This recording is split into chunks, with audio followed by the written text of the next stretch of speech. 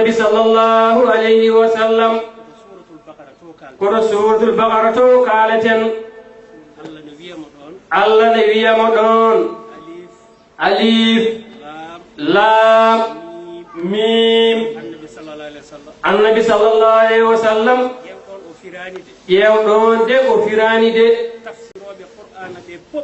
تفسير القرآن دي فوس دندي funnaange aduna hay hirnaange aduna ɓe pirata ɗon de ɓe mbiyatma allahu a'lamu bi muradihi allah andi ko muuye ɗiɗo konngudi oɗon gandi ko waɗi noon bandiraɓe ay ɗiɗo konngudi allah haali ɗo ko pular e nder deftere nde te ko pular laaɓɗo cer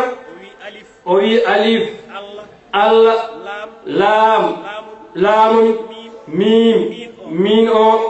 holko heddi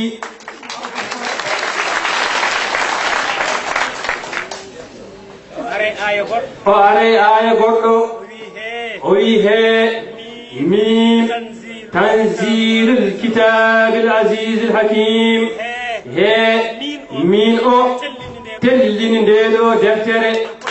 yew ko pular laaɓɗo cer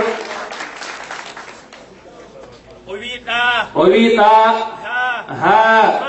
ma anzalna hadha alqur'ana litasqe teskoɗa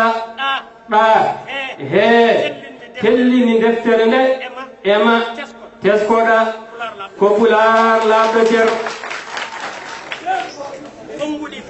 o wi konnguɗi kewɗi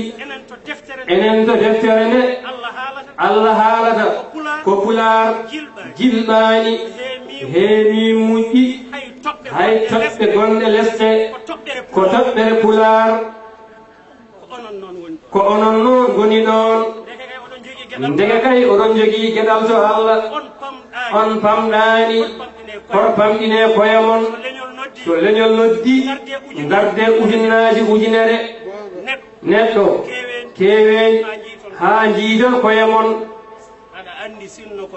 aɗa anndi sinno ko fijirde waɗanno ɗo a yiɗa ɗo taaniraaɓe nelaaɗo allah ngara